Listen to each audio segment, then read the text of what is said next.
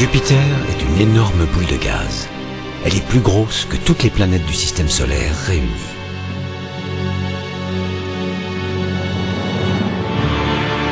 Jupiter virevolte comme une toupie. Ses jours sont plus courts que sur n'importe quelle autre planète. Elle tourne sur son axe en moins de 10 heures.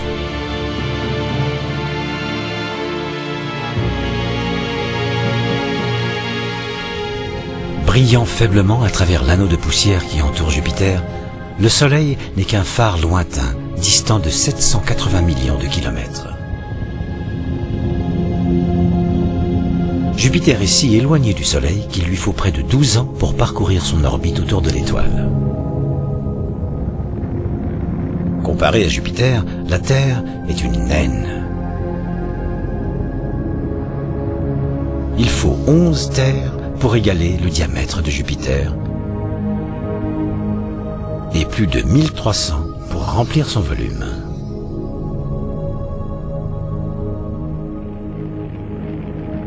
Jupiter joue parfois le rôle d'un aspirateur à comète.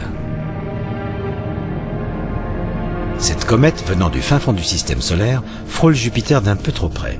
Elle est capturée par la gravité de la planète géante. Soumise à des forces des centaines de fois plus grandes que l'attraction qu'exerce la Lune sur les marées terrestres, la comète se brise en morceaux.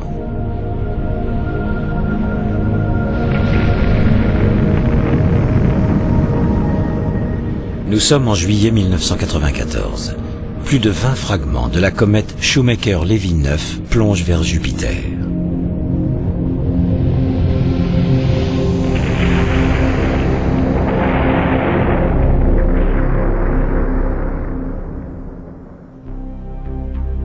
« 1977. 2 sondes spatiales jumelles quittent notre petite planète bleue en direction du lointain système solaire. Première cible de ces missions Voyager, Jupiter. 2 ans plus tard, Jupiter se révèle alors dans toute sa splendeur. Elle ne ressemble à aucune autre. Elle n'a pas vraiment de surface, rien de solide en tout cas, juste du gaz tourbillonnant en de gigantesques bandes climatiques. Ces courants de gaz soufflent dans des directions opposées. Des tempêtes et des tourbillons font le tour de la planète. La plus grande de ces tempêtes est la Grande Tache Rouge, 3 fois plus grande que la Terre, un anticyclone qui fait rage depuis des siècles.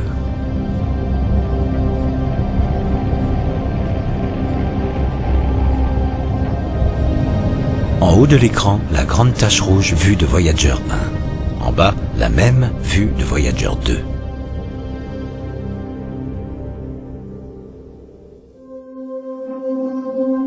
Dix ans plus tard, depuis l'orbite de la Terre, la navette spatiale lance Galileo.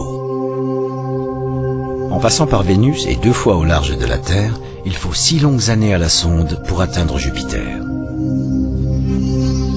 Galileo y parvient.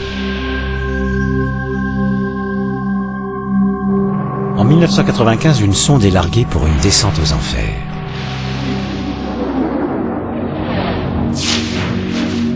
Le plongeon est ralenti par un parachute. Chaque seconde compte pour les recherches. Les nuages s'épaississent. Les vents soufflent à plus de 500 km/h, entraînés par la chaleur de Jupiter. Les températures grimpent. Jupiter dégage beaucoup plus de chaleur qu'elle n'en reçoit du Soleil. Son noyau chauffe à plus de 30 000 degrés Celsius. Au bout de 40 minutes de plongée, l'atmosphère est 10 fois plus dense que celle de la Terre.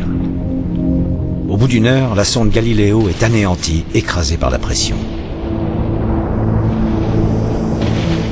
Jupiter est composé de 90% d'hydrogène et de presque 10% d'hélium. Une sorte de brouillard englobe son atmosphère. En dessous, des cristaux d'ammoniac, de l'hydrosulfide d'ammonium, de la glace et des gouttelettes d'eau et d'ammoniac. Au cœur de Jupiter, de l'hydrogène et de l'hélium, puis de l'hydrogène liquide, de l'hydrogène métallique et enfin un noyau dur. C'est cet hydrogène métallique liquide qui produit le champ magnétique de Jupiter.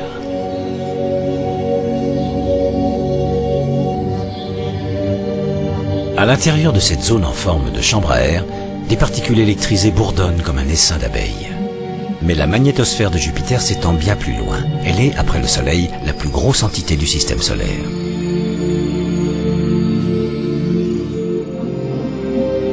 Quand le vent solaire s'engouffre en direction de la planète, des aurores se déploient au-dessus des pôles.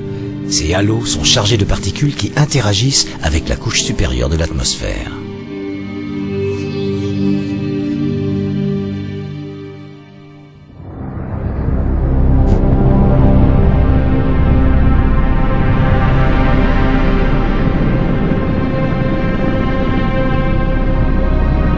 Les 16 satellites de Jupiter.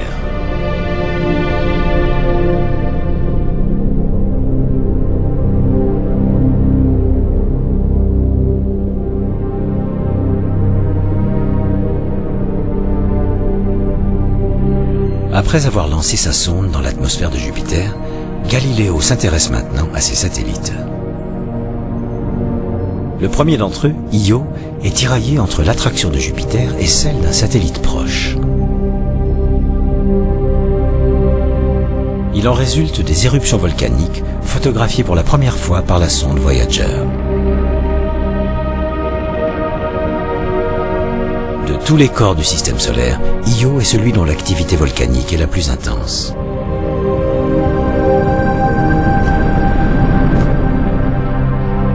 Il est secoué en permanence par des éruptions. La lave recouvre sans cesse sa surface. Des panaches de gaz alimentent son atmosphère en soufre.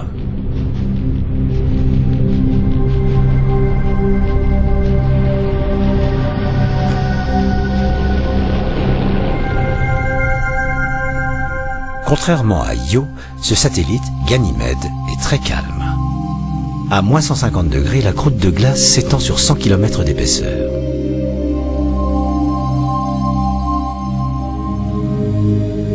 Ganymède est le plus gros satellite de tout le système solaire. Il est même plus gros que la planète Mercure. Autour de Ganymède, Galiléo détecte un faible champ magnétique qui laisse deviner la structure interne de ce satellite. Sous la croûte s'étend un manteau de neige fondue, puis une couche de roches et de glace entourant un noyau de silice.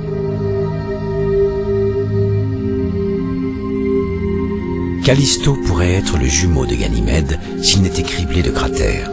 Ceux-ci témoignent d'innombrables bombardements. Le plus grand site d'impact est un vaste bassin en forme d'anneau. En voici un autre, photographié par Galiléo.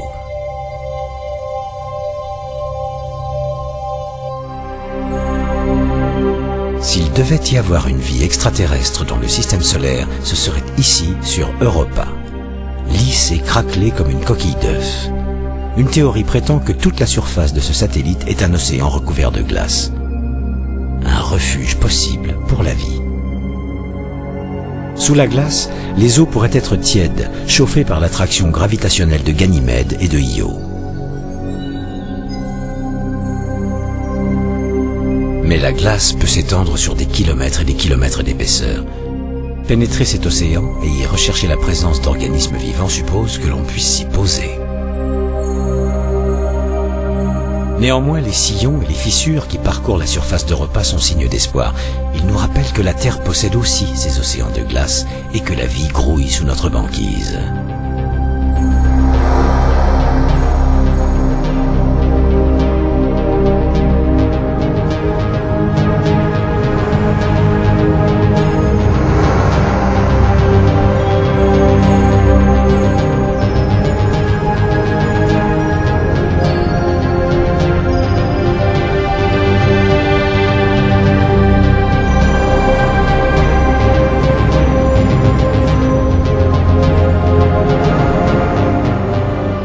Jupiter et ses 4 plus gros satellites.